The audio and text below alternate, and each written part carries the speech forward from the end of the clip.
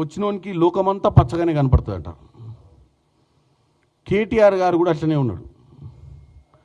ఎందుకంటే వాళ్ళ హయాంలో ఏదన్నా నిర్ణయం, అది ఇండస్ట్రియల్ పాలసీస్ కానీ ఏ నిర్ణయం తీసుకున్నా కానీ ఒక నియంత పాలన, ఒక ఫామ్ హౌస్ పాలన నడిపిరు తప్ప వాళ్ళు ఏ రోజు కూడా ప్రజాపాలన నడపలేదు. ఈ రాష్ట్రంలో ఏ నిర్ణయం తీసుకున్నా ఈరోజు ఆయన ఏదైతే ఇండస్ట్రీస్ భూములకు సంబంధించి 9,900 చిల్లర ఎకరాలు 5 లక్షల కోట్ల స్కామ్ అని చెప్పేదో ఇందాక ప్రెస్ మీట్ పెట్టిండు. ఏ నిర్ణయం తీసుకున్నా ఈ ప్రభుత్వంలో క్యాబినెట్ మంత్రులు అందరూ కూర్చొని ఒక చర్చ చేసుకున్న తర్వాతనే అది ప్రజలకు మంచి జరుగుద్దా చెడు జరుగుద్దా అన్నటువంటి ఆలోచన వచ్చిన తర్వాతనే నిర్ణయాలు తీసుకుంటారు ఈ ప్రభుత్వంలో. అంతే తప్ప రేవంత్ రెడ్డి గారు, కేసీఆర్ గారు లేక నియంతగా ఏకపాత్రాభినయం చేయడు. ఇక కేటీఆర్ గారు ఇవాళ వచ్చి సత్య హరిశ్చంద్రునికి చిన్న కొడుకు లెక్క చెప్తుండు ముచ్చట మనకు. ఎందుకంటే మా హయాంలో ఇట్లా జరగలేదు, మా హయాంలో మేము కన్ఫ్యూజ్ చేస్తుండే. ఏమని? మా హయాంలో 100% ఉంటుండే, ఎవరన్నా చేతులు మారితే ఆ భూములు అలాట్మెంట్ మారితే 200% ఉంటుండే ఎస్ఆర్ఓ కాస్టు.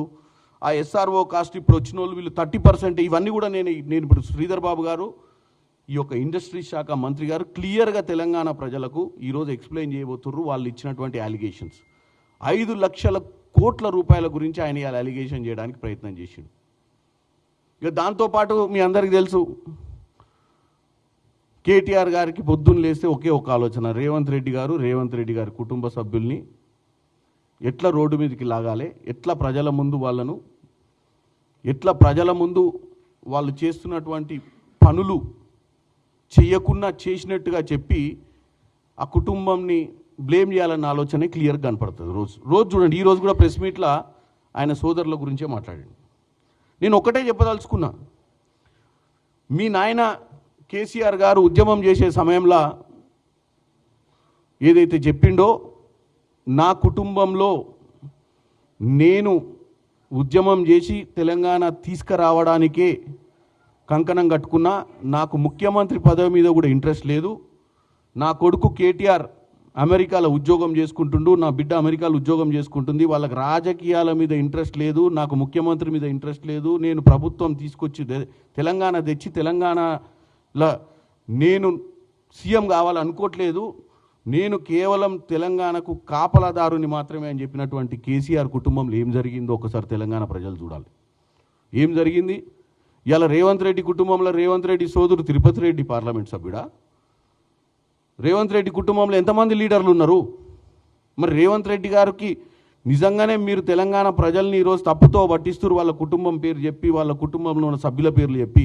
మీ కుటుంబంలో ఉన్న సభ్యుల గురించి ఒకసారి వెనుకకు తిరిగి చూస్తే తెలంగాణ ప్రజలకు అర్థమైంది మీరేం చేసిరు. కేటీఆర్, నువ్వు అమెరికా నుంచి ఊడిపడ్డావు 2009లో.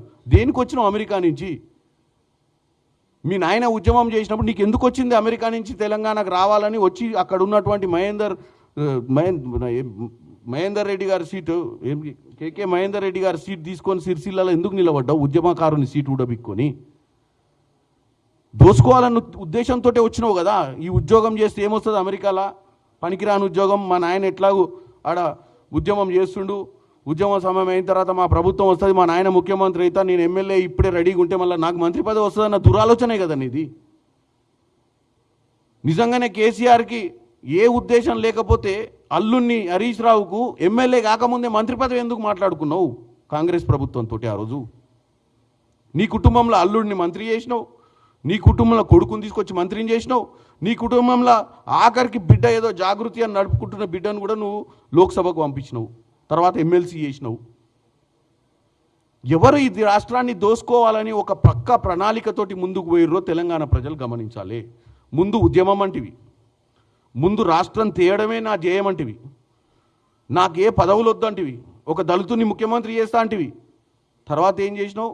కొడుకుని పిలిచినావు, బిడ్డను పిలిచినావు, అల్లుని మంత్రి పదవి చేసినావు ఎమ్మెల్యే కాకముందే. ఇక ఆఖరికి మిగిలితే ఒకడు రోజు మందులు గిందులు అందించి నీ ఆరోగ్యం బాగా చూసుకుంటుండు మంచోడు అని చెప్పి రాజ్యసభ కూడా చేసి ఇంకొకరిని. సో వీళ్ళంతా ఏమయ్యారు? వీళ్ళంతా 10 సంవత్సరాలలో ఏ స్థాయి నుంచి ఏ స్థాయికి వచ్చిర్రో ఈరోజు చూస్తే అర్థం కావట్లేదా?